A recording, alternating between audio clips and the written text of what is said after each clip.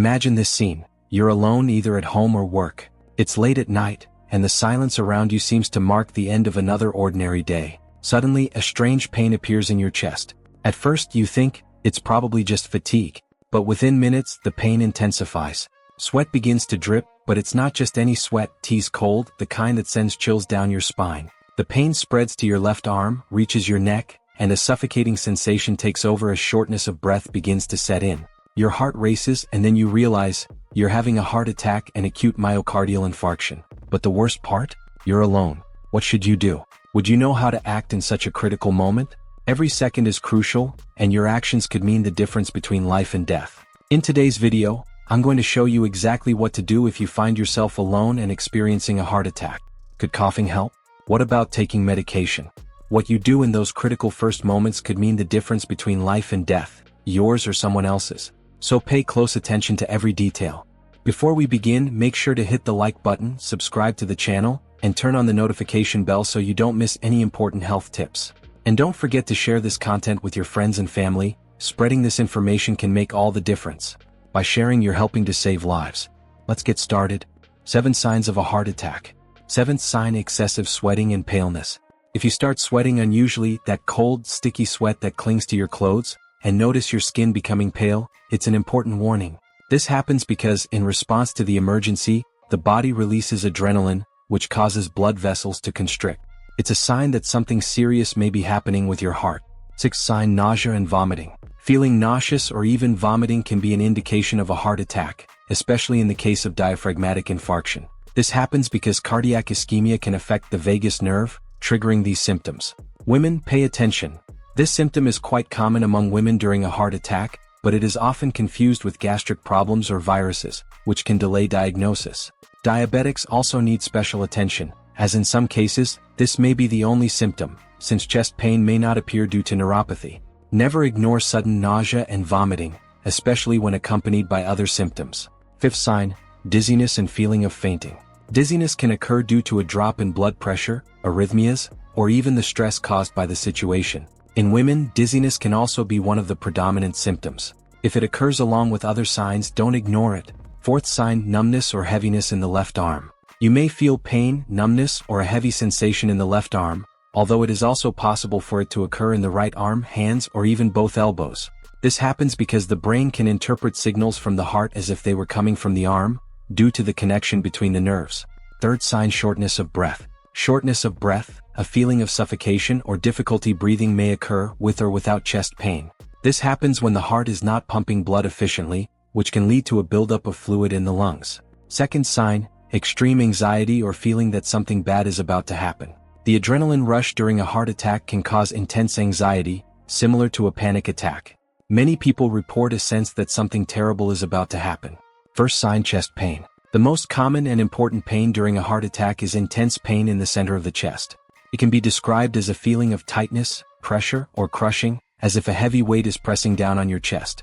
This pain may radiate to the arm, jaw, or back. So, you're experiencing these symptoms and you're alone. What should be the first step if you suspect a heart attack? Remember, a heart attack is a medical emergency. Time is crucial and every second counts. The first and most important step is, immediately call someone who can take you to the hospital. This could be an ambulance from your health insurance, your spouse, child, friend.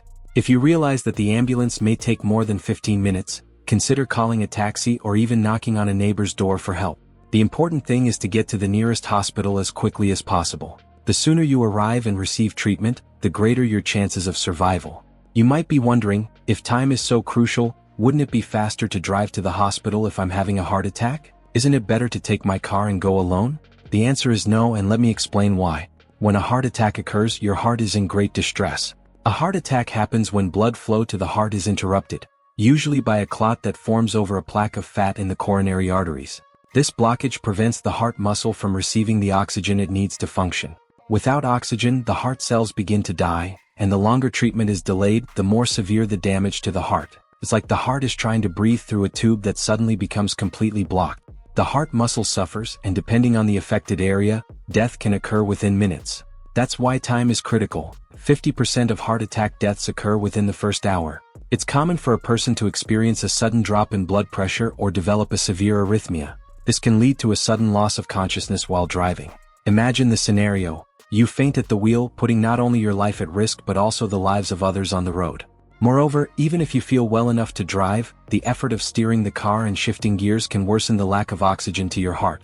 If you experience shortness of breath, dizziness, or increased chest pain, you won't be able to manage these symptoms while driving. That's why I always stress: ask someone to take you to the hospital or wait for the ambulance. It's essential to ensure that the paramedics can reach you quickly and efficiently. To make this easier, follow these guidelines. Keep the doors unlocked. This allows the paramedics to enter without any difficulty. If you have pets, place them in a closed room. This will prevent any complications when the rescue team arrives to assist you. Have a list of medications and allergies on hand. It's important to have this information readily available, so I always recommend that my patients keep this list on their phone or in an easily accessible place, like their wallet or purse. Find a comfortable position. Sit or lie down in a way that minimizes pressure on your heart. It's recommended to sit with your back supported and your head slightly elevated. This helps with blood circulation and reduces the risk of falling if you lose consciousness. Avoid physical exertion. Do not try to lift weights, move around too much, or engage in any physical activity. The goal is to conserve your heart as much as possible. Remember, each movement puts more strain on your heart. If possible, take aspirin.